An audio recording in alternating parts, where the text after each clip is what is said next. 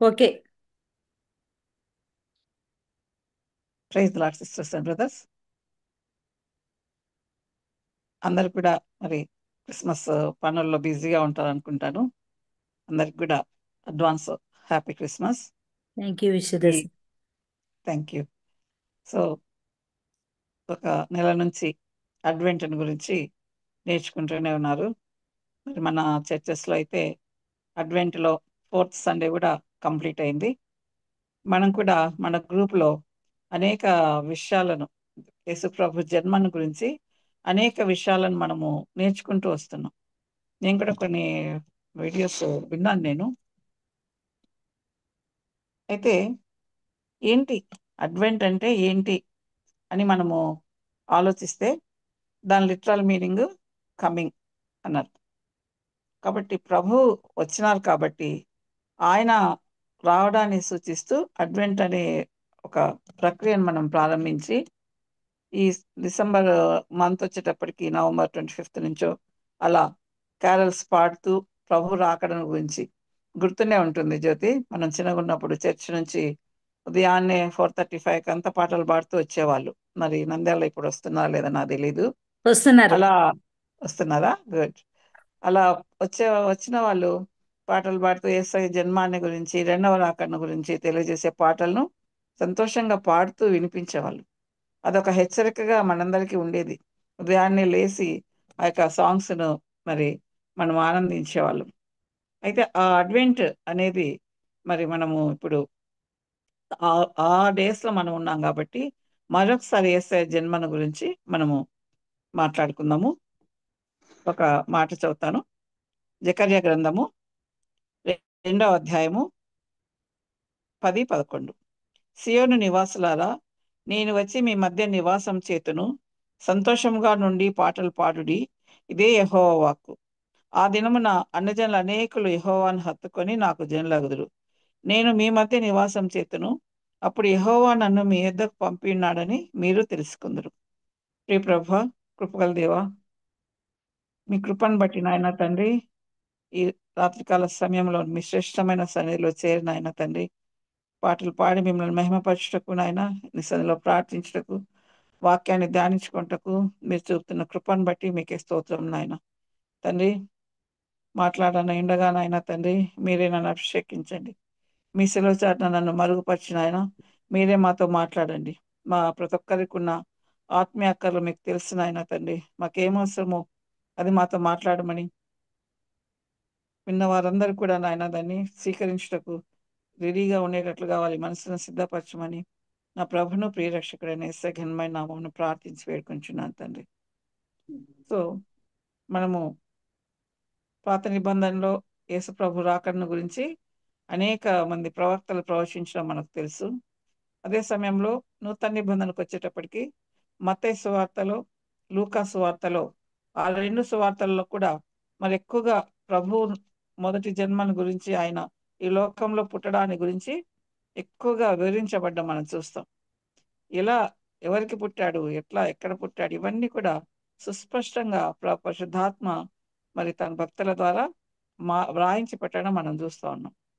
మనం చూస్తే లూకా సువార్తలో మరి మరి జకర్యా మొదలుకొని మరియ వరకు దూ ఆ యొక్క గొల్లల వరకు కూడా దూత ప్రత్యక్షమై వాళ్ళతో మాట్లాడిన విషయాలన్నీ స్పష్టంగా ఉన్నాయి. అయితే ఈ లూకా సువార్తలో ఉన్న కొన్ని వచనాలు మనం చూస్తాము, చదువుదాము. లూకా సువార్త 1వ అధ్యాయము 43. నా ప్రభు తల్లి నా యొద్దకు వచ్చుట నాకెలాగ ప్రాప్తించెను. తర్వాత 45. ప్రభువు ఆమెకు తెలియజేయించిన మాటలు సిద్ధించును గనుక నమ్మిన ఆమె ధన్యురాలెనను. మనకందరికీ తెలుసు. ఇవి జకర్యా భార్య అయిన ఎలిజబెత్ గారు చెప్పిన మాటలు. అదేవిధంగా మరి 38వ వచనం చదివితే, అందుకు మరియా, ఇదిగో ప్రభు దాసురాలను, నీ మాట చొప్పున నాకు జరుగును గాక అనెను. అదేవిధంగా మరి చెప్పిన ఇంకొక మాట 46వ వచనం, నా ప్రాణము ప్రభువును ఘనపరచుచున్నది. అదేవిధంగా మనము ఇదే 1వ అధ్యాయంలో 68వ వచనం చదివితే, ప్రభు అయిన ఇశ్రాయేల్ దేవుడు స్తుతింపబడును గాక.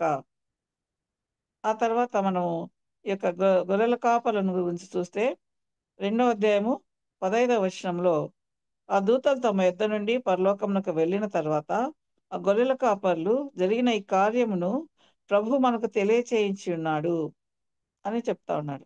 అదేవిధంగా 29వ వచనం, రెండవ అధ్యాయం 29వ వచనంలో సుమయ్యన్ గారు చెప్తా ఉన్నారు, నాథా, ఇప్పుడు నీ మాట చొప్పున సమాధానంతో నీ దాసుని పోనిస్తున్నావు. ఈ యొక్క మనం చదువుకున్న వాక్యాలన్నిట్లో కామన్ గా ఒక మాట ఉంది. అదేంటంటే ప్రభు ప్రభు. మరి అమ్మగారు ప్రభు దాసురాలను అన్నాడు. మరి ప్రభును, నా ప్రాణం ప్రభును గణపరుచుచున్నది.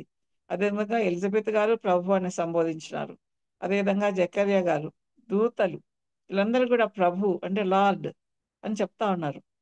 మరి సుమియాన్ గారు కూడా మరి ఏం చెప్తా ఉన్నారు, నాథా అని సంబోధిస్తున్నాడు. ఇంగ్లీష్ లో లార్డ్. ఎవరు ఈ ప్రభు? వీళ్ళందరూ ఇంతగా ప్రభువును గురించి మాట్లాడుతున్నారు. ప్రభువే మరి నాతో ఉన్నాడని, నా ప్రాణం ప్రభువును గనపరుచున్నదని మరియమ్మ చెప్తా ఉన్నారు. ఇశ్రాయేలులకు, ఇశ్రాయేలు దేవుడు, ప్రభు అయిన ఇశ్రాయేలు దేవుడు స్తుతింపబడును గాక. కాబట్టి మనము జకర్యా మాటలను బట్టి చూస్తే ఈ ప్రభు ఎవరు? ఇశ్రాయేల్ దేవుడు. ఇశ్రాయేల్‌ని ఏర్పరచుకుని తనకు ఒక జనాంగంగా ఏర్పరచుకున్న దేవుడు. అబ్రహాము, ఇస్సాకు, యాకోబులతో మాట్లాడిన దేవుడు. ఎలాంటి దేవుడు ఈ దేవుడు? ఈ ప్రభు ఎలాంటి వాడంటే, ఈ ప్రభు సర్వశక్తిమంతుడు. ఆదికాండం 17వ అధ్యాయంలో మరి చెప్తాడు అబ్రహాముతో, నేను సర్వశక్తిమంతుడను అని చెప్తాడు. అదేవిధంగా 18వ అధ్యాయంలో షారాతో చెప్తాడు, నాకు అసాధ్యమైనది ఏదైనా ఉన్నదా అని చెప్తాడు. ఆ విధంగా ప్రభు మరి ప్రకటన గ్రంథం 1వ అధ్యాయంలో అయితే అల్ఫా ఒమేగాయు నేనే, ఆది అంతము నేనే అని చెప్తా ఉన్నాడు. అంటే సృష్టి కంటే ముందు నుంచి ఉన్నవాడు ప్రభు. ఆయన మరి సర్వశక్తిమంతుడు, సర్వ సృష్టిని సృష్టించిన దేవుడు. 95వ దావీదు కీర్తనలో మరి ఆయన భూమి ఆకాశములను సృజించినట్లుగా మనం చూస్తాం. సముద్రం ఆయన మాట వింటుంది. అదేవిధంగా అన్ని అన్ని కూడా ఆయన మాట వింటాయని మనకు బాగా తెలుసు. ఇలాంటి ప్రభు మరి ఆమె హన్నా గారైతే ఒక కొన్ని మాటలు మాట్లాడతారు. హన్నా గారు మనకు తెలుసు కదా, సమూయేలు వాళ్ళ తల్లి.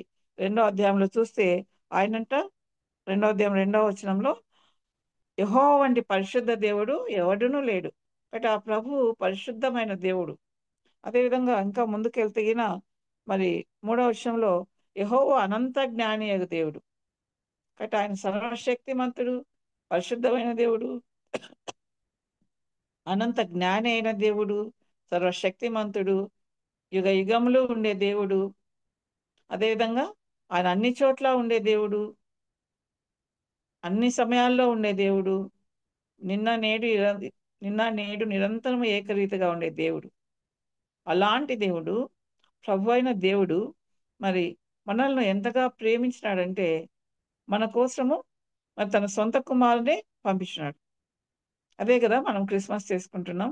మనకందరికీ బాగా తెలిసిన వాక్యము యోహాను సువార్త 3వ అధ్యాయం 16వ వచనంలో, దేవుడు లోకమును ఎంతో ప్రేమించనంటుంది. అంటే ఎంతో లోకం అంటే లోకంలో ఉన్న మనల్నందరినీ, ఏ భేదము లేదు, ఏ భేదం కూడా లేదు, ప్రతి ఒక్కరిని ప్రేమిస్తున్నాడు దేవుడు.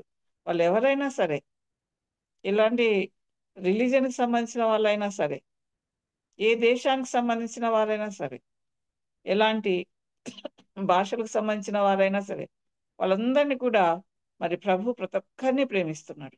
అలా ప్రేమించి తన సొంత కుమారుని అనుగ్రహించినాడంట ప్రభు. కాబట్టి ఆ ప్రభువు మరి మనల్ని ప్రేమించి మన కోసం వచ్చినాడు. ఎప్పుడు అంటే ఆ యొక్క ఆ, రావాలనే ఆలోచన ఎప్పటి నుంచో, జగత్తు పునాది వేయబడక ముందు నుంచే ఉంది.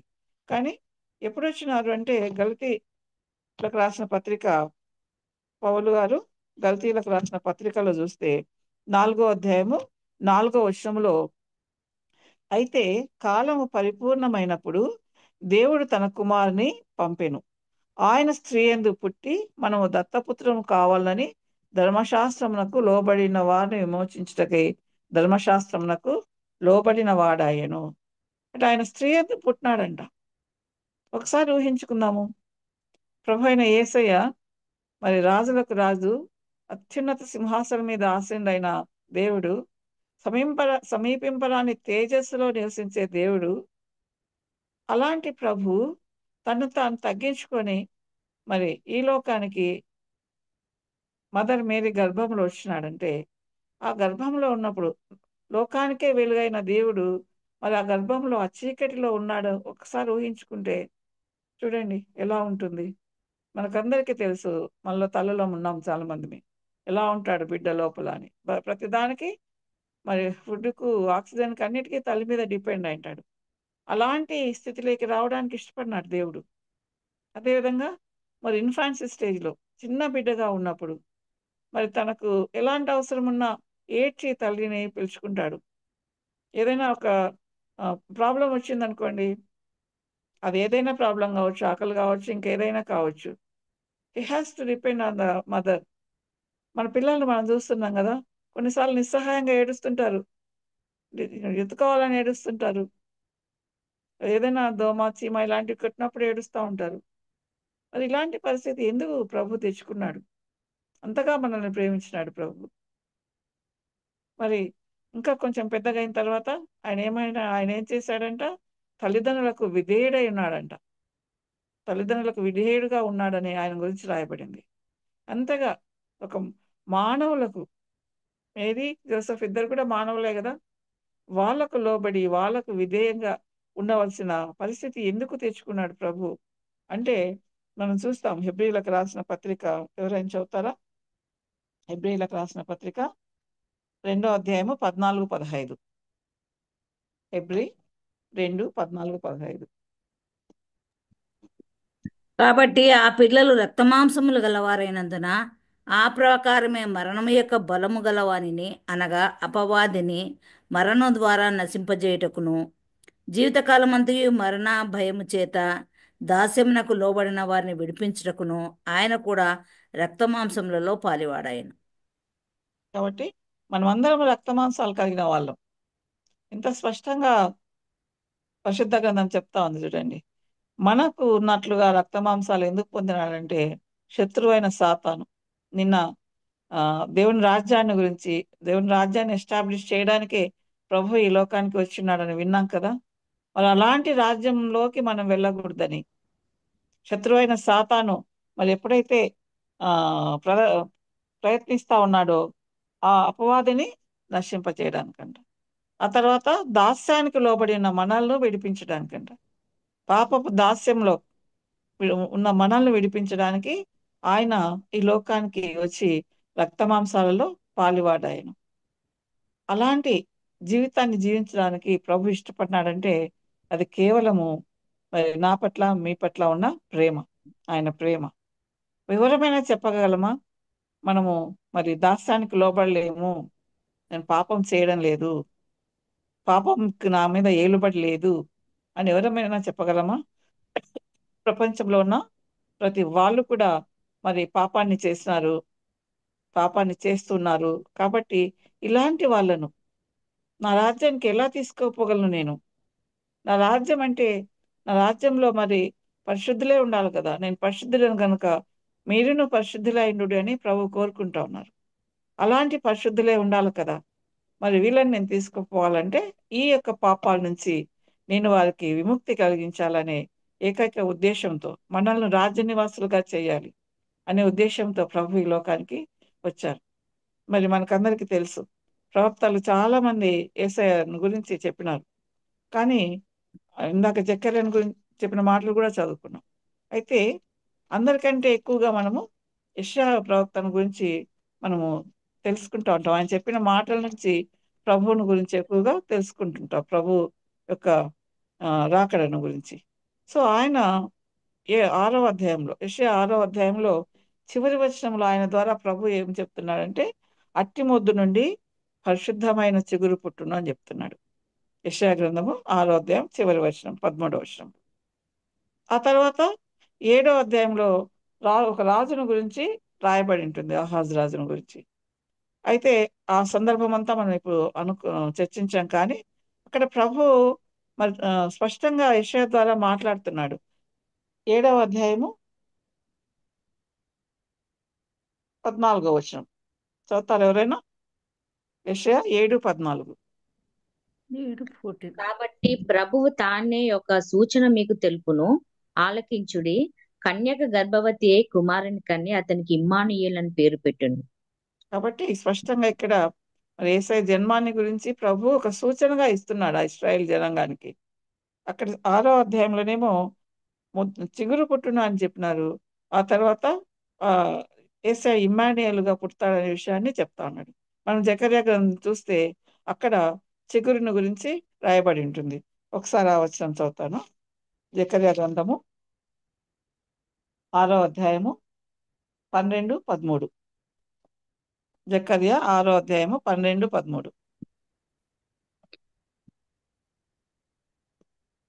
అతనితో ఇట్లనుము, సైన్యములకు అధిపతియగు యెహోవా సెలవిచ్చినదేమనగా, షిగ్గూరు అను ఒకడు కలడు. అతడు తన స్థలములో నుండి చిగుర్చును. అతడు యెహోవా ఆలయము కట్టును. అతడే యెహోవా ఆలయమును కట్టును. అతడు ఘనత వహించుకొని సింహాస సింహాసనాసీనుడై ఏలును. సింహాసనాసీనుడై అతడు యాజకత్వము చేయగా ఆ ఇద్దరికి సమాధానకరమైన యోచనలు కలుగును. కాబట్టి ప్రభు చెప్తా ఉన్నారు. ఆ చిగురు ఎవరంటే సింహాసనాసీనుడు అయిపోయే ప్రభు. ఆయనే రాజ్య పరిపాలన చేసే ప్రభు. ఆయన మన సృష్టి చేసినప్పుడు మన సృష్టిలో మనతో కలిసి ఉండాలని ప్రభు, మనతో సహవాసంతో ఉండాలని ప్రభు కోరుకున్నారు. ఎప్పుడైతే మనం తప్పిపోయినామో, మన పితరులు ఆదాము హవ్వ గారు తప్పిపోయినారో, ఆ తర్వాత మరి మనల్ని మళ్ళీ ఆ రాజ్యంలో వారసులుగా చేయాలని ఆయన ఆ చిగురుగా సింహాసనాన్ని అధిరోహించేవాడుగా ఈ లోకానికి వచ్చినారు. కాకపోతే మనందరము చెప్పుకునే వాక్యం ఏంటంటే ఎక్కువగా ఈ ప్రభు జన్మను గురించి యెషయా గ్రంథము 9వ అధ్యాయంలో చూస్తాం దాన్ని. ఈ 9వ అధ్యాయం మొదలుపెట్టినప్పటి నుంచి అయినను వేదన పొందిన దేశం మీద మబ్బు నిలవలేదు అని చెప్తూ మరి 2వ వచనంలో చీకటిలో నడుచు జనులు గొప్ప వెలుగును చూస్తున్నారు. మరణఛాయ గల దేశ నివాసుల మీద వెలుగు ప్రకాశించును. చీకట్లో ఉన్నారు ప్రజలు. ఎవరు వాళ్ళు? ఇక్కడ ఇశ్రాయేలును గురించి రాయబడి ఉండొచ్చు. ప్రవచనాల గురించి చదువుకునేటప్పుడు మనము 2 రకాలుగా ఆలోచించాలా. ఒకటేమో ఇమ్మీడియేట్‌గా ఆ ప్రవచన నెరవేర్పును గురించి ఆలోచించాలా. ఆ తర్వాత రెండవ పద్ధతి ఏంటంటే ఫైనల్‌గా దేని గురించి చెప్తున్నారు? దీంట్లో మనల గురించి ఏమైనా ఉందా? అని మనం ఆలోచించాల. ఈ ఈ ప్రవచనము ఆయా దేశాల్లో నివసించే ప్రజల గురించి చెప్పిండొచ్చు. కానీ అక్కడ ఏం చెప్పబడింది? చీకటిలో నడుచు జనులు గొప్ప వెలుగును చూచెదరు. ఏం చీకట్లో ఉన్నాం మనము? పాపం అనే చీకట్లో ఉన్నాం. అంధకారంలో ఉన్నాం. మరి గ్రుడ్డివాడు గ్రుడ్డివారికి దారి చూపించునా అని చెప్పినాడు ప్రభు. మనం ఇంకా అంధకారంలో ఉన్నప్పుడు వేరే వాళ్ళకి దారి చూపించలేం గదా! అందుకని ప్రభు మరి మొదట మనల్ని ఆ వెలుగులోకి నడిపించడానికి, మన చీకటిని వెలుగుమయంగా చేయడానికి ఏమైందంట? గొప్ప వెలుగును చూస్తామంట. తర్వాత మరణఛాయ గల దేశ నివాసుల మీద వెలుగు ప్రకాశించెను. ఆల్రెడీ మనం మరణఛాయలో ఉన్నాం. అంటే రెండో చనిపోయినాక రెండవ మరణానికి గురయ్యే వాళ్ళంగా ఉన్నాం. అలాంటి మన మీద గొప్ప వెలుగును ఆయన ప్రకాశిస్తున్నాడంట. ఆ విధంగా చెప్తూ మరి 6వ వచనానికి వచ్చేటప్పటికి ఏలయనగా మనకు శిశువు పుట్టెను, మనకు కుమారుడు అనుగ్రహించబడెను. ఇక్కడ చూడండి ఈ వర్డింగ్, మనకు కుమారుడు అనుగ్రహించబడెను. మనం హ్మ్, ఇందాక చూసుకున్నాం ఒక వరుస యోహాను సువార్తలో 3వ అధ్యాయము 16వ వచనంలో. దేవుడు లోకమును ఎంతో ప్రేమించెను కాగా ఆయన తన అద్వితీయ కుమారునిగా పుట్టిన వాని యందు విశ్వాసముంచు ప్రతివాడును నశింపక నిత్య జీవం పొందినట్లు ఆయనను అనుగ్రహించెను. ఆయన అనుగ్రహింపబడ్డాడు మనకు. ఆ శిశువు మనకు అనుగ్రహింపబడినాడు.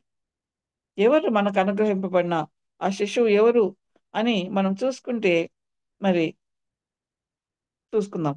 ఏలైనగా మనకు శిశువు పుట్టెను, మనకు రాజులకు రాజు అనుగ్రహింపబడెను కదా! ఆ శిశువు ఏమైనాడు? రాజులకు రాజు అయిపోయినాడు. రాజ్యాన్ని ఎస్టాబ్లిష్ చేస్తాడని మనము నిన్న తెలుసుకున్నాం. మరి ప్రభువే స్వయంగా ఆ పొంతి పిలాతు దగ్గర తీర్పునకు నిలబడినప్పుడు మరి అంగీకరించినాడు. అవును నేను రాజునే అని అంగీకరించినాడు. అయితే ఆ యొక్క ఆహ్, 18వ అధ్యాయం 36వ వచనం యోహాను సువార్తలో ఏం చెప్తున్నాడు? నా రాజ్యము ఈ లోక సంబంధమైంది కాదు. నా రాజ్యము ఈ లోక సంబంధమైంది కాదు. ఈ లోక సంబంధమైనదైతే సైనికులు పోరాడతారు, కానీ నా రాజ్యం ఈ లోక సంబంధమైంది కాదు. అదే సమయంలో మరి ఆయన ఆ రాజ్యాన్ని ఎస్టాబ్లిష్ చేయడానికి కూడా, రాజ్యం అంటే ఎవరెవరు ఉంటారు? రాజు ఉంటాడు, రాజ్యం ఉంటుంది, ప్రజలు ఉంటారు. మరి అలాంటి ప్రజలను ఎవరిని తీసుకోవాలా తన రాజ్యంలోకి? నిన్న చూసాం మనము, అది పొందిన వాళ్ళకే తప్ప ఎవరికీ దాని గురించి తెలియదని. ఎలా పొందుతామంటే, ఆయన దారి వేరు. ఒక పోరాటం లేదు, ఒక యుద్ధం లేదు. మరి 2, 3 సార్లు ఆయన రాజుగా చేయాలని ఒక కిరీటం తీసుకొని వచ్చినప్పుడు ఆయన మెల్లగా అక్కడి నుంచి తప్పుకున్నాడు. ఈ లోక సంబంధంగా ఆయన జీవించలేదు. ఆయన మరి అందరి మీద కోప్పడ్డము, మీరు తప్పు చేసినారని దండించడము, ఇలాంటివేమీ చేయలేదు ఈ లోకంలో ఉన్నప్పుడు. మనకు శిశువుగా ఆయన అనుగ్రహింపబడినప్పుడు, రాజులకు రాజుగా ఆయన అనుగ్రహించబడినప్పుడు, ఈ లోకంలో ఉన్నప్పుడు ఆయన అందరితో ప్రేమతో మాట్లాడినాడు. శాంతిని మీకు అనుగ్రహిస్తా అని చెప్పినాడు. అందరి దగ్గర మరి కంపాషనేట్గా ఉన్నాడు, దయను చూపించినాడు. ప్రజలు ఆకలిగొంటే దయ చూపించే వాళ్లకు ఆహారము పెట్టేటట్టుగా శిష్యులను ప్రోత్సహించినాడు. అనేక రోగాలుతో ఉన్న వాళ్ళను స్వస్థపరుస్తూ నడియాడుతూ ఉన్నాడు. ఆయనైతే మరి పరలోక రాజ్యం సమీపించుచున్నది అని చెప్తూ, మరి ఒక ఊరు నుంచి ఒక ఊరికి తిరుగుతూ ఆ రాజ్య సువార్తను ప్రకటిస్తూ వచ్చినారు. ప్రతి ఒక్కరూ దానిలో మనందరం కూడా పాల్పొందాలని మరి ఆ రాజ్య సువార్తను గురించి తెలుపుతూ, మరి ఒక చోట కూర్చొని చెప్పలే, ఒక చర్చిలో కూర్చొని అనేక మంది, వేల మంది ఆ చర్చికి వచ్చేటట్టుగా చేసుకొని చెప్పలేదు ఆయన. ఒక ఊరు నుంచి ఒక ఊరికి తిరుగుతా ఉన్నాడు. అదెంత శ్రమనో తెలుసు. ఇప్పుడంటే మనకు అమెరికాకు పోవాలన్నా కూడా మరి 24 గంటల్లో వెళ్ళిపోతాం. కానీ అప్పుడు అలా కాదు, నడుచుకుంటూ వెళ్తా ఉన్నాడు ఆయన. ఎందుకంటే ప్రతి ఒక్కరు కూడా ఆ రాజ్యంలో చేరాలి. అలా చేరాలంటే నేనేం చేయాలి అని ఏం చేసినాడో మనకు యెషయానే రాసినాడు 53వ గ్రంథంలో. ఆయన మరి బొచ్చు కత్తిరించు వాని ఎదుట మౌనంగా ఉన్నట్టు, మరి ఆ సిలువకు ఎవరైతే తనని అప్పగిస్తున్నాడో వాళ్ళ ఎదుట మౌనంగా ఉన్నాడు. నువ్వేం చెప్పవా అని వాళ్ళు అడిగినప్పుడు ఏం చెప్పలేదు. లేదు, నన్ను తప్పించండి అని వేడుకోలేదు. ఎందుకంటే ఆయన మనల్ని ప్రేమిస్తున్నాడు కాబట్టి. మనందరము మరి ఆయన రాజ్యంలో నిరంతరం ఉంటుంది ఆ రాజ్యం అని తెలుసుకున్నాం కదా. ఆ నిరంతరం ఉండే రాజ్యంలో మనం ఉండాలి అని ఆయన కోరుకుంటున్నారు కాబట్టి, మరి ఆయన ఈ లోకంలోకి రాజులకు రాజుగా వచ్చినప్పటికీ మరి శిలువ మరణం పొందినంతగా మన కోసం ఆయన మరి ఆయన ఆ, రావడం, తగ్గించుకోవడం అనేది జరుగుతుంది. మరి మనకు హెబ్రీలకు రాసిన పత్రికలో చూస్తే, హెబ్రీలకు రాసిన పత్రిక 13వ అధ్యాయంలో చూస్తే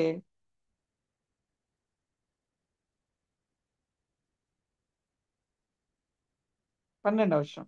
కావున యేసు కూడా తన స్వరక్తం చేత ప్రజలను పరిశుద్ధపరచుటకై గవని వెలుపట శ్రమ పొందెను. ఊరికి వెలుపట ఎవ్వరూ ఇష్టపడని ఆ శిలువ మరణాన్ని పొందడానికి ఆయన ఇష్టపడ్డాడు.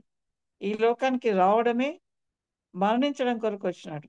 ఒకసారి మా ఆఫీస్లో ఎస్సీఆర్టీలో ఇంకొక స్టేట్ ఆఫీసెస్ ఉన్నాయి. దాంట్లో సెమీ క్రిస్మస్ చేసినప్పుడు ఆ, నేను నేను మాట్లాడితే ఈ మాటనే చెప్పినాను. ఆయన జన్మించింది మరణించడం కొరకే అన్న చెప్పినప్పుడు మరి చాలా ఆశ్చర్యపోయినారు వాళ్ళు, విన్నవాళ్ళు. ఎప్పుడు ఇలా ఆలోచించలేదు మేడం మేము అని. అవును, నిజమే, అన్ని జనులకు తెలీదు, కానీ మనకు తెలుసు కదా ఎందుకు వచ్చినాడు. ఈ మధ్యలో చాలా పెడుతున్నారు ముళ్ళ కిరీటం పెట్టి, this is the reason for this season అని. అదే రీజను, మనకు రాజ్యాన్ని అనుగ్రహించడము ఆయనకి ఇష్టమైంది కాబట్టి ఆయన గవిని వెలుపల శ్రమ పొందినాడు, మన కొరకు మరణించినాడు. ఆయన రాజుల రాజు అయినప్పటికీ ఒక మానవునిగా, ఒక శిక్షింపబడిన వాడుగా శిలువ మరణము పొందినాడు. ఆ మరణం ద్వారా, ఆ పునరుత్థానం ద్వారా ఆయన రాజరికం అనేది ఎస్టాబ్లిష్ చేయబడింది. అది మనకు శిశువు అనుగ్రహించబడేడు, మనకు శిశువు పుట్టెను, మనకు రాజులకు రాజు అనుగ్రహింపబడెను.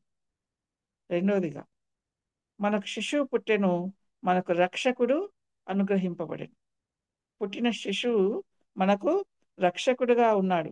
మనం చూసుకుంటే మరి ఈ యొక్క లూకా సువార్తలో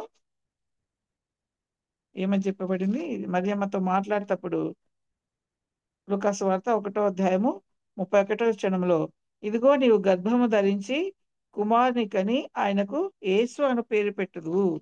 ఇదే దూత మరి మన యోసేపు గారితో మాట్లాడేటప్పుడు మత్తయి సువార్త 1వ అధ్యాయము 21వ వచనంలో ఏం చెప్తున్నారు? ఆమె యొక్క కుమారుని కనును, తన ప్రజలను వారి పాపం నుండి ఆయన రక్షించును గనుక ఆయనకు యేసు అని పేరు పెట్టుదురు. కాబట్టి ఆయనకు యేసు అనే పేరు, రక్షకుడు అనే పేరు ఎందుకు వచ్చిందంటే ఆయన పాపాల నుంచి రక్షిస్తాడు కాబట్టి. అదేవిధంగా దూతలు కూడా మరి ఆ గొల్లవారితో చెప్పేటప్పుడు రక్షకుడు ఉదయిస్తున్నాడని చెప్పినాడు. పాట కూడా పాడుకుంటాం కదా, రక్షకుడు ఉదయించినాడట, మన కొరకు పరమ రక్షకుడు ఉదయించినాడట. కాబట్టి మనకు శిశువు పుట్టెను, మనకు రక్షకుడు అనుగ్రహించబడెను. పౌలు గారు కూడా ఈ సత్యాన్ని బాగా ఎరిగినారు. అందుకనే తిమోతికి రాసిన మొదటి పత్రికలో మనందరికీ తెలిసిన వాక్యం ఇది. తిమోతికి రాసిన మొదటి పత్రిక 1వ అధ్యాయం 15వ వచనంలో చదువుతారు ఎవరైనా? పాపులను రక్షించుటకు క్రీస్తు యేసు లోకమునకు వచ్చిన వాక్యము నమ్మదగినదియు పూర్ణాంగీకారమునకు యోగ్యమైనది ఉన్నది. అట్టి వారిలో నేను ప్రధానుడను. చూడండి, మనల్ని రక్షించడానికి ప్రభు ఈ లోకానికి వచ్చిన వాడని ఆ వాక్యం అనేది నమ్మదగినది, పూర్ణాంగీకారం నాకు. అసలు దాంట్లో సగం సత్యం లేదు, పూర్ణంగా కంప్లీట్ గా అది సత్యమైనది. అంగీకారానికి మరి పూర్ణాంగీకారం నాకు యోగ్యమైనదిగా ఉందంట. ఎప్పుడు అది యోగ్యమైనదిగా మనకు కనపడుతుంది? నిజమే, పాపల కోసమే వచ్చినాడు ప్రభు, నా కోసమే వచ్చినాడు, నేను పాపిని అనేది ఎప్పుడు కనపడుతుంది? చూడండి, ఇక్కడ వెంటనే ఏం చెప్తున్నారు పౌలు గారు? అట్టి వారిలో నేను ప్రధానుడను. ఎట్టి వారిలో? పాపులలో నేను ప్రధానుడను. అంతగా యేసయ్య నిమిత్తం పరిచయం చేసిన ఆ పౌలు గారు ఏం చెప్తున్నారు? అట్టి వారిలో, పాపులలో నేను ప్రధానుడను.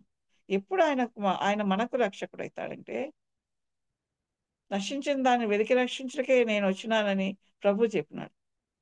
మరి నేను నశిస్తున్నాను, నేను పాపాల్లో ఉన్నాను, నేను పాపం చేస్తున్నాను అనే గ్రహింపు మనకున్నప్పుడు మాత్రమే మరి ఆయన మనకు రక్షకుడు అనుగ్రహింపబడిన ఆయన వాక్యము మన ఎడల అది అంగీకరించబడుతుంది.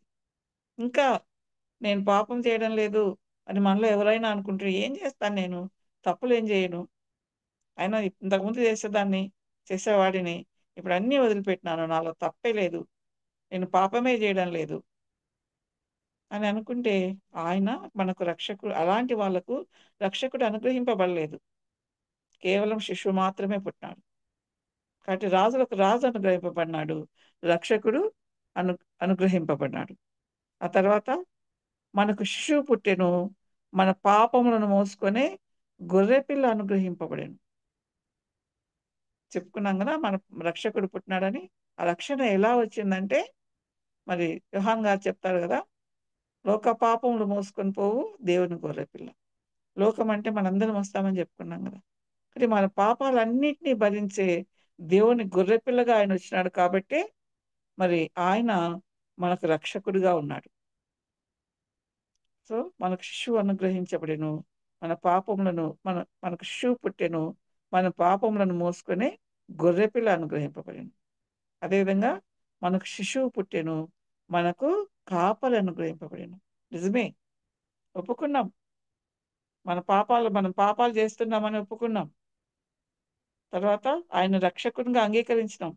నా పాపాలన్నీ క్షమించు దేవా, మీరు నా పాపాలను భరించినారు, నా పాప శిక్షను మీరే తీసుకున్నారు అని పశ్చాత్తాపంతో ఆయన సన్నిధిని మనము వేడుకున్నప్పుడు ఆయన మనల్ని తన సొంత బిడ్డలుగా చేసుకున్నాడు.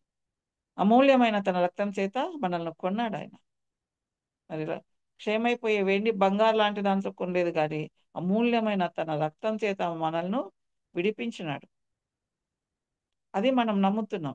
ఆ తర్వాత మనకు కాపరి అనుగ్రహించబడెను. ఆ తర్వాత మనం జీవించే కాలం అంతట్లో ఈ లోకంలో ఉన్నప్పుడు మనకు కాపరిగా ఆయన ఉన్నాడు. యెహోవా నా కాపరి, నాకు లేమి కలగదని దావీదు ధైర్యంగా చెప్పినట్టు మనం చెప్పగలుగుతున్నామా? ప్రభువు నన్ను తన బిడ్డగా చేసుకున్నాడు, ఆయన మన కాపరిగా ఉంటున్నాడు, నా కాపరిగా ఉంటున్నాడు అని మనం చెప్పగలమా? చెప్తే మనకు అసలు దిగులు అనేది ఉంటుందా? యెహోవా నా కాపరి, నాకు లేమి కలగదు, నాకు లేమి లేదు అని దావీదు చెప్పినట్టు మనం చెప్పగలిగితే మనకసలు దిగులనేది ఉంటుందా? అవి లేవు, ఇవి లేవు, ఆ బాధలు, ఈ బాధలు అనే దిగులు మనకుంటుందా? ఆయన మన కాపరిగా మనం అంగీకరిస్తే. ఎప్పుడు ఆయన మన కాపరైతాడు? మనం ఆయన గొర్రెలమైనప్పుడు ఆయన కాపరైతాడు. ఎప్పుడు ఆయన గొర్రెలమైతామో ఆయన ద్వారా రక్షణ మనం పొందినప్పుడు గొర్రెలమైతాం. కాబట్టి ఆయన ఈజ్ ద ప్రొవైడర్. గొర్రెలకు ఎలా కాపరి అన్నీ సమకూరుస్తాడో, అలాగే మనకు కూడా ప్రభు అన్నీ సమకూరుస్తాడు. అది ఏదైనా సరే. ఇది అసాధ్యమని మనం అనుకోవడానికి లేదు. ఖచ్చితంగా మనకేం గావాలో ప్రభువుకు తెలుసు. గొర్రెలకి ఏం గావాలో తెలిసినట్లుగా మరి మన కాపరికి గూడా మనకేం గావాలో తెలుసు. గొర్రెల కాపరంట లేత చిగురులున్న దగ్గరికి తీసుకెళ్తాడంట గొర్రెలను. ఒక చోట ఉండరు అందుకే వాళ్ళు గొర్రెల కాపర్లు. ఒక చోటు నుంచి ఒక చోటికి మరి తిరుగుతా ఉంటారు. అలాగే మన కాపరి కూడా మనతో ఉండి మరి మనకేం గావాలో తెలుసుకొని మనకన్నీ ప్రొవైడ్ చేస్తాడు. అదేవిధంగా గొర్రెల కాపరి ఎలా మరి గొర్రెలన్నిటిని ప్రొటెక్ట్ చేస్తాడో, మన కాపరి మనల్ని ప్రొటెక్ట్ చేస్తా ఉంటాడు. ప్రతి విషయంలో మనల్ని కాపాడుతా ఉంటాడు. అనేక సార్లు శోధనలొస్తాయి. మరి ప్రభువునే శోధించిన అపవాది మనల్ని శోధించకుండా ఎందుకుంటాడు? ఖచ్చితంగా శోధిస్తాడు. ఏదో ఒక ద్వారా. తలంపుల ద్వారానో, మాటల ద్వారానో, క్రియల ద్వారానో ఏదో రకంగా మనము మరి తప్పు చేసేటట్టుగా, మళ్ళీ పాపం చేసేటట్టుగా అపవాది మనల్ని అటాక్ చేసినప్పుడు మరి ప్రభువే మనల్ని కాపాడుతూ ప్రొటెక్ట్ చేస్తూ ఉంటాడు. Not only in spiritual matters. ఈ లోకానికి సంబంధించిన అన్ని విషయాల్లో కూడా ప్రభువు కాపాడుతా ఉంటారు. ఎన్నో సార్లు జర్నీస్ చేస్తా ఉన్నాం. ఎంతమంది మన ముందు కరోనా వచ్చి మరి ఈ లోకాన్ని వదిలిపోయినారు.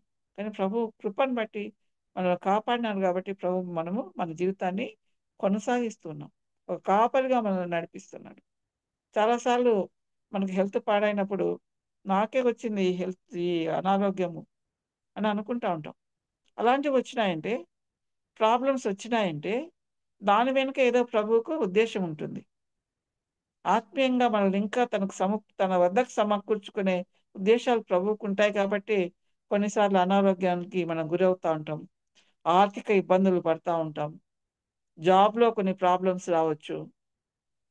చదువుకునే పిల్లలకు చదువుకోవడంలో స్టడీస్‌లో ప్రాబ్లమ్స్ రావచ్చు. ఎడ్యుకేషన్ ఇన్‌స్టిట్యూషన్‌లో ప్రాబ్లమ్స్ రావచ్చు. మ్యారేజ్ విషయాల్లో ప్రాబ్లమ్స్ రావచ్చు. మరి ఏదైనా నిస్సహాయ పరిస్థితికి మనము లోను కావచ్చు. But he is our protector. మనల్ని కాపాడే దేవుడు. మనం తప్పులు చేసినప్పుడు మనల్ని సరిదిద్దే దేవుడు. మనల్ని ముందుండి నడిపించే దేవుడు. ఆయన ఎంతగా మరి మనకు కాపరిగా ఉన్నాడంటే, తన గొర్రెల కొరకు ప్రాణం పెట్టేంత మంచి కాపరి మన కాపరి. కాబట్టి మనకు శిశువు పుట్టెను. మనకు గొర్రెల కాపరి అనుగ్రహించబడెను. అదేవిధంగా మనకు శిశువు పుట్టెను. మనకు ఇమ్మాన్యుయేల్ అనుగ్రహించబడెను. మనం చదువుకుంటాం కదా మత్తయి సువార్తలో. ఇమ్మానుయేల్ అను పదానికి దేవుడు మనకు తోడనర్థం. ఈ దేవుడు సదాకాలం మనకు దేవుడై ఉంటాడు. మనతోనే ఉంటాడు. మనం ఆదికాండంలో అబ్రహామును గురించి, ఇస్సాకును గురించి, యాకోబును గురించి, మరి యోసేపును గురించి మనం చదివేటప్పుడు అనేక సార్లు చదువుతాయి మాట. ప్రభు అతనికి తోడయిండెను. ప్రభు అతనికి తోడయిండెను అనే మాట అనేక సార్లు చదువుతాం ఆదికాండంలోని. ఆ ప్రభు మనకు కూడా ఇప్పుడు తోడై ఉన్నాడు. నీతో పాటు వస్తానని చెప్తాడు యాకోబుకు. మళ్ళీ ఇక్కడికి తీసుకొని వస్తానని చెప్తాడు. నీకు తోడై ఉందును అని చెప్తాడు ప్రభు. ఆ ప్రభు మనల్ని మరి ఈ లోకంలో మనల్ని రక్షించుకొని తన బిడ్డలుగా చేసుకున్న ప్రభువు ఎప్పుడూ మనతో ఉంటాడు. మనతో మరి ఆత్మరూపంలో నేను ఆదరణకర్తను మీకు అనుగ్రహిస్తున్నాను, పరిశుద్ధాత్మను మీకు అనుగ్రహిస్తున్నాను అని చెప్పిన ప్రభువు పరిశుద్ధాత్మ రూపంలో మనతోనే ఉంటాడు, మనలోనే ఉంటాడు. ఎప్పుడైతే కుడికి ఎడమకు తిరిగి ఆయన రాజ్యానికి అర్హత కోల్పోయే పరిస్థితిలో ఉంటే మనల్ని సరిచేస్తూ మనల్ని నడిపిస్తా ఉంటాడు. మన ప్రతి పరిస్థితిలో మనకు తోడై ఉంటాడు. మరి చెరసాలలో ఉన్న ఆ యోసేపు ఉన్నప్పుడు అక్కడ తోడై ఉన్న దేవుడు మరి అతను రాజు అయ్యేంత వరకు తోడై ఉన్నాడు. రాజు అయినాక కూడా తోడైండి మరి మనం చదువుకున్నట్టుగా అనంత జ్ఞాని అయిన దేవుడు యెషయా గ్రంథంలో మరి ఆ యొక్క 9వ అధ్యాయం 6వ వచనంలో ఆలోచనకర్తగా ఉంటాడని చెప్పుకుంటారు కదా! అలాంటి ఆలోచనకర్తగా యోసేపుకున్నాడు. ఆ విధంగా ప్రభువు మనతో కూడా ఉంటాడు. ఎవరికైనా డౌట్ ఉందా? ఈ సమయంలో ప్రభువు నాతో లేడని? ఏమన్నా ఆలోచన ఉందా? అలాంటి నెగెటివ్ థింకింగ్ ఉందా? నేను ఇలాంటి పరిస్థితిలో ఉన్నానంటే, ఇట్లాంటి కష్ట సమయంలో ఉన్నానంటే, మరి ప్రభువు నాతో ఉంటే ఈ కష్టం ఎందుకొస్తది అన్న ఆలోచన ఉందా? No. The lord is with us. He is seeing us. He is listening to our prayers. మనకేం అవసరమో ఆయనకు తెలుసు. 139వ కీర్తనలో చెప్తాడు కదా కీర్తనకారుడు, నేను కూర్చుండుట, నేను లేచుట నీకు తెలుసునని చెప్తాడు. తలంపు నా మనసులో పుట్టకముందే ఆయనకు తెలుసు. నేనేం ఆలోచిస్తాను ఇప్పుడు? దేని గురించి థింక్ చేస్తాను? ఎవరిని గురించి ఏం ఆలోచిస్తున్నాను? ఇవన్నీ ప్రభువుకు తెలుసు. మన ఆలోచనలు తప్పుదారి పట్టినప్పుడు తెలుసుకున్న ప్రభువు మనం కరెక్ట్ చేస్తాడు. ఈ అనుభవం ఉందా? ఎప్పుడైనా ఏదైనా ఆలోచిస్తేటప్పుడు వెంటనే ప్రభు వాక్యం ద్వారా హెచ్చరించిన అనుభవం ఉందా? ఒక్కసారి ఆయన సన్నిధిలో మనము ప్రభువా నాతో ఎల్లప్పుడు నేను తప్పు చేస్తే నన్ను సరిదిద్దు అని మనం ప్రార్థన చేసుకోవడం మొదలుపెడితే ఖచ్చితంగా ఈవెన్ ఇన్ అవర్ థాట్సే కదా మన చేసే పనులకు ఆధారం. అక్కడే కదా స్టార్ట్ అయ్యేది. ఆ థాట్స్ కూడా సరైన మార్గంలో పోయేటట్టుగా ప్రభు మనతోనే ఉంటాడు. ఒక్కసారి కూడా మరి తప్పిపోకుండా కాపాడుతూ ఉంటాడు. ఆ విధంగా మరి మనకు శిశువు పుట్టెను, మనకు ఇమ్మానుయేలు పుట్టెను. అదేవిధంగా మనకు శిశువు పుట్టెను, మనకు స్నేహితుడు అనుగ్రహించబడెను. ప్రభు చెప్తారు కదా, నేను మీకు స్నేహితుడను అని. యోహాను సువార్త 15వ అధ్యాయంలో చెప్తాడు. మనకు సమయం లేదు కాబట్టి అంత డీటెయిల్గా చూసుకోము. కాబట్టి ఆ స్నేహితుడు ఎలాంటి స్నేహితుడంటే, బై నేమ్ హీ న్యూ అస్. అబ్రహాముకు స్నేహితుడిగా మరి దేవుడు ఉన్నాడు. అబ్రహామును పేరు పెట్టి పిలిచినాడు దేవుడు. ఆ విధంగానే మనకు స్నేహితుడిగా ఉండడానికి ఇష్టపడుతున్నాడు. మనల్ని పేరు పెట్టి పిలిచేంత దగ్గరగా మనకున్నాడు కదా. ఎవరి దగ్గర చెప్పుకొని సంగతులు కూడా స్నేహితుల దగ్గర చెప్పుకుంటారు. మరి మన యూత్ ఇప్పుడు ప్రత్యేకంగా చూస్తే మరి పేరెంట్స్ కూడా చెప్పుకోరు, కానీ వాళ్ళ ఫ్రెండ్స్కి అన్నీ చెప్తా ఉంటారు. What are they doing, with whom they are doing friendship, ఇవన్నీ కూడా మరి స్నేహితులతో చెప్పుకుంటారు. అలాంటి స్నేహితునిగా ప్రభు మనకు అనుగ్రహించబడినాడు. మనకు నా స్నేహితుల కొరకు నేను ప్రాణం కూడా పెడతానని ప్రభు చెప్పినారు, పెట్టినారు కూడా కదా. శిష్యులతో చెప్పినారు, ప్రాణం పెట్టే దానికంటే మంచి స్నేహితులు ఎవరు ఉంటారని. కానీ ఒక స్నేహితునిగా ఆయన మనకు ప్రాణం పెట్టినాడు. What a good God we have. ఎలాంటి దేవుడు మనకున్నాడు. అదేవిధంగా మనకు శిశువు పుట్టెను, మనకు ప్రధాన యాజకుడు అనుగ్రహించబడాడు. ఏ విధంగా అయితే ఇశ్రాయేలు పాపాల కొరకు బలులు అర్పించి ఆ రక్తాన్ని అతి పరిశుద్ధ స్థలానికి ప్రధాన యాజకుడు తీసుకెళ్లి వాళ్ళ తరఫున ప్రభువుతో మాట్లాడతాడు. మన ప్రధాన యాజకుడు అయితే హెబ్రీలకు రాసిన పత్రికలో ఈ ప్రధాన యాజకుడిని గురించి అనేక సంగతులు రాయబడినాయి. మనం అది చదివినామంటే మరి స్పష్టంగా అర్థమవుతుంది. ఆ తెర చినగడం ద్వారా ఆ ప్రధాన యాజకుడు మనకందరికి కూడా ఆ పరిశుద్ధ స్థలానికి మరి మార్గాన్ని ఏర్పరిచినాడు. ఆయన తన రక్తాన్ని తీసుకెళ్లి మన తరఫున మరి తండ్రి అయిన దేవునికి సమర్పించాడు. అలాంటి ప్రధాన యాజకుడు మనకున్నాడు. అంతేనా, మనకు ఉత్తరవాదిగా ఉన్నాడు. యోహాను రాసిన మొదటి పత్రికలో మనం చూస్తాం కదా. యోహాను రాసిన మొదటి పత్రిక 1వ అధ్యాయము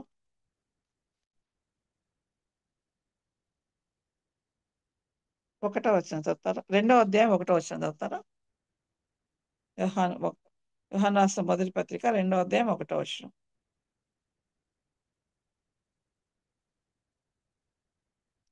నా చిన్నపిల్లలారా, మీరు పాపం చేయకుండుటకై ఈ సంగతులను మీకు రాయిచున్నాను. ఎవడైనను పాపం చేసినడలా నీతిమంతుడైన యేసుక్రీస్తు ఉత్తరవాది తండ్రి యొద్ద మనకున్నాడు. ఆయనే మన పాపములకు శాంతికరమై ఉన్నాడు. ఈ యోహాను రాసిన మొదటి పత్రికలో 1వ అధ్యాయంలో మరి మన పాపమును మనం ఒప్పుకున్న ఎడల అని రాస్తూ, మన పాపములను మనం ఒప్పుకున్న ఎడల ఆయన నమ్మదగిన వాడును నీతిమంతుడు గనుక ఆయన మన పాపములను క్షమించి సమస్త దుర్నీతి నుండి మనలను పవిత్రులుగా చేయును అని 1వ అధ్యాయం 9వ వచనంలో చెప్పిన యోహాన్ గారు 2వ అధ్యాయం వచ్చేటప్పటికి మీరు పాపం చేయకూడదని ఈ పాటలు చెప్తున్నాను. ఒకవేళ పాపం చేస్తారేమో, కానీ మనల్ని గురించి మాట్లాడడానికి ఒక ఉత్తరవాది మనకున్నాడు. మరి యోబు గ్రంథంలో చూస్తే ఒక మధ్యవర్తి ఉంటే బాగుంటుంది మాట మనకు వినపడుతుంది. అలాంటి మధ్యవర్తి మనకున్నాడు. మనకందరికీ బాగా తెలుసు ప్రభు చెప్పిన ఎగ్జాంపుల్. ఒక చెట్టు కాయలు కాయకుండా ఉంటే అంజరపు చెట్టు, మరి ఆయన అయితే ఓనర్ అయితే మరి కొట్టేద్దాం దీన్ని అంటాడు. కానీ తోటమాలి ఏం చేస్తాడు? లేదు ప్రభువా, వచ్చే సంవత్సరం కాపు కాస్తదేమో, దీన్ని ఇంకా రక్షిస్తాను, నేను సంరక్షిస్తాను అని చెప్తాడు. ఆ విధంగా మన పక్షంగా మరి చెప్పే ప్రభువు మనకున్నారు. మనం చేసే తప్పులు, ఇదిగో వీళ్ళు ఈ పాపం చేస్తున్నారని మీరు అంటున్నారు ప్రభువా, ఆ పాపానికి శిక్ష నేను భరించినాను, ఇంకా ఆ పాపానికి వాళ్ళకి శిక్ష విధించొద్దు అని మన తరఫున మాట్లాడే ప్రభువు మనకున్నాడు. ఆ విధంగా ఒక ఉత్తరవాదిగా, మధ్యవర్తిగా ఆయన మనకు అనుగ్రహించబడ్డాడు. అలా అని నేను ఎప్పుడు తప్పులు చేస్తా ఉంటా, నా తరపున దేవుడు యేసయ్య వాదిస్తాడులే అని కాదు.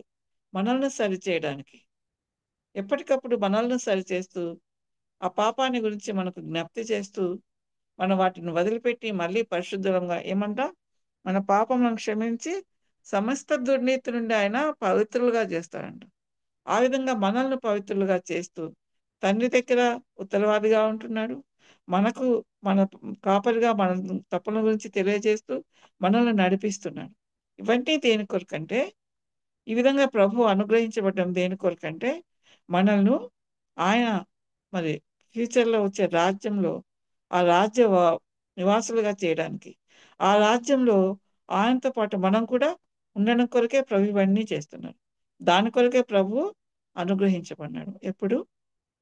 ఫస్ట్ అడ్వెంట్‌లో, మొదటి రాకడలో.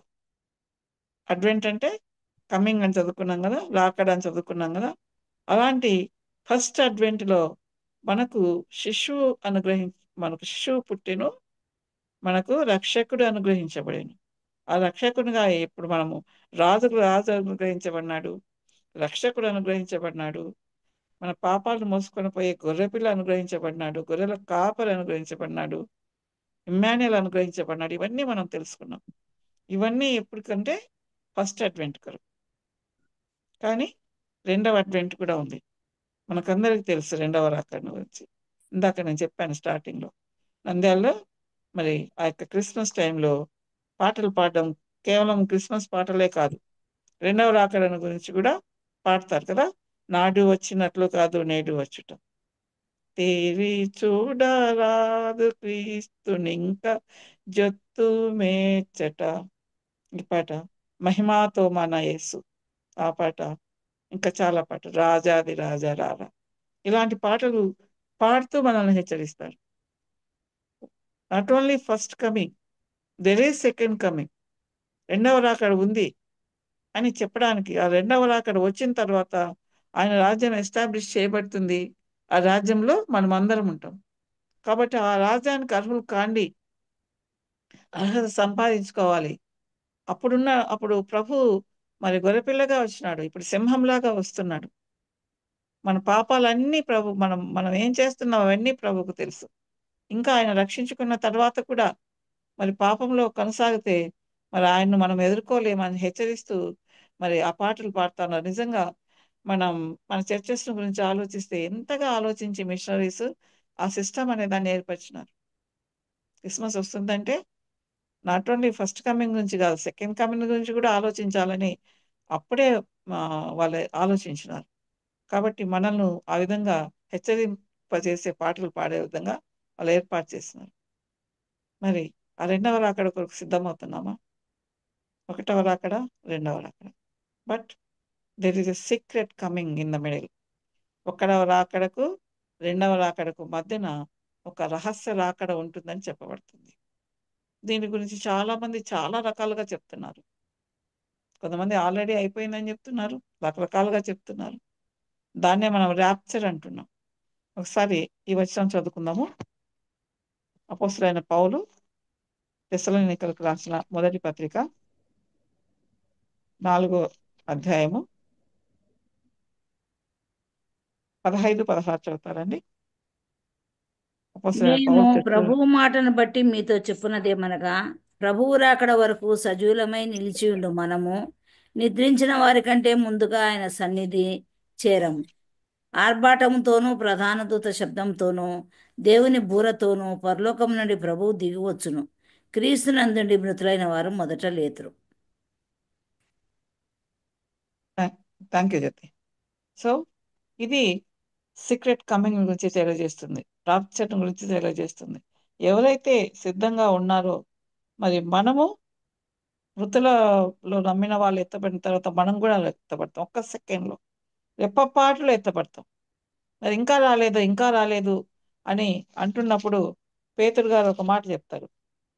పేతురు గారు రాసిన మొదటి పత్రిక,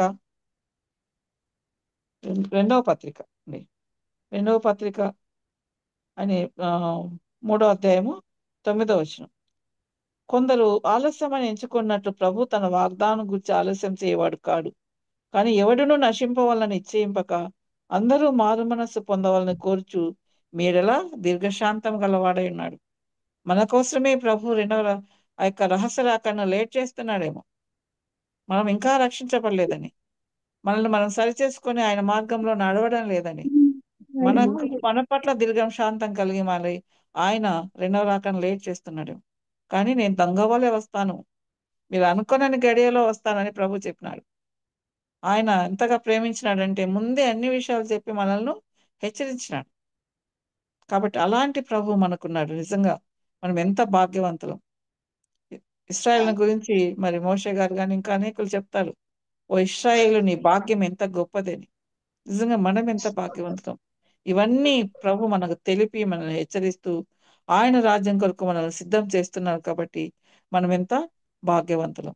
ఈ సమయంలో మరి మన చర్చెస్ లో కూడా మన పాస్టర్స్ పర్పుల్ వేసుకుంటారు కదా, ఉదా రంగు వేసుకుంటారు దాని మీద, వాళ్ళ చొక్కాల మీద. ఎందుకంటే this is the demonstrates the anticipation of the coming king. రాబోయే రాజును గురించి అది తెలియజేస్తుంది కదా. ఊదా రంగు వస్త్రం అంటే రాజరికం. ఆ విధంగా మరి మరి అనేక విధాలుగా ప్రభు మనకు తెలియజేసేటప్పుడు ఆ యొక్క రాకడను గురించిన ఇంపార్టెన్స్ మనకు అర్థమవుతుందా? అదే మనకు అర్థమయ్యి మనం దాని గురించి ధ్యానిస్తూ ఉంటే మన జీవితమే మారిపోతుంది, మనం నడిచే మార్గమే మారిపోతుంది. అటుపక్కకి ఇటుపక్కకు తిరగం. ఇదే త్రోవ దీనిలో నడువుడి అని ప్రభు పదే పదే చెప్పాల్సిన అవసరం ఉండదు. బిడ్డ నువ్వు ఈ తప్పు చేస్తున్నావని మనల్ని హెచ్చరించాల్సిన అవసరం ఉండదు. కాబట్టి అలాంటి ప్రభు మనకున్నాడు. ఎప్పుడు మనల్ని హెచ్చరిస్తూ తన మార్గంలో పెడుతూ మరి ఆయన రాజ్యంలో మనం చేరాలనే ఆశతో మనల్ని హెచ్చరిస్తున్న ప్రభు మనకున్నాడు. కాబట్టి మరి మనము ఆయన చెప్పిన ఒకే ఒక్క ఆర్డర్, సృష్టికి వెళ్ళి సువార్తను ప్రకటించమని చెప్పినారు. సువార్త అంటే కేవలము సిలువను గురించి, ఆయన మరణాన్ని గురించి, ఆయన పునరుత్థానాన్ని గురించి మాత్రమే కాదు, ఆయన రెండవ రాకడను గురించి, ఆయన ఎస్టాబ్లిష్ చేయబోయే రాజ్యాన్ని గురించి, వీటన్నిటిని గురించి కూడా మరి మనం చెప్పాల్సి ఉంటుంది అందరికీ. ఎంతవరకు తీసుకుంటున్నాం ఈ బాధ్యత? మన బిడ్డల పట్ల ఈ బాధ్యతను తీసుకుంటున్నామా? మన ఇరుగు పొరుగు వారి పట్ల ఈ బాధ్యతను తీసుకుంటున్నామా? మన బంధువుల పట్ల ఈ బాధ్యత తీసుకుంటున్నామా? అసలు మనల్ని మనం సిద్ధపరచుకుంటున్నాం? ఒక్కసారి ఆలోచిస్తూ మరి ప్రభు మనల్ని ఈ విధంగా హెచ్చరిస్తున్నాడు. కాబట్టి మనకు శిశువు పుట్టెను, ఆయన మనకు రక్షకునిగా అనుగ్రహించబడెను. ఆయన రాజ్యాన్ని మనకు అనుగ్రహించడానికి, ఆయన రాజ్యవాసులుగా చేయడానికి మరి ఆ యొక్క 19వ అధ్యాయంలో చూస్తే వివాహ మహోత్సవాన్ని గురించి రాయబడి ఉంటుంది. దాంట్లో పాల్గొన్న వాళ్ళు ధన్యులని రాయబడి ఉంటుంది. అలాంటి ధన్యత మనలో ప్రతి ఒక్కరికి, మన కుటుంబాల్లో ప్రతి ఒక్కరికి కలగాలని ప్రభువును వేడుకుందాం. ప్రభు ఈ వాక్యాన్ని దీవించును గాక.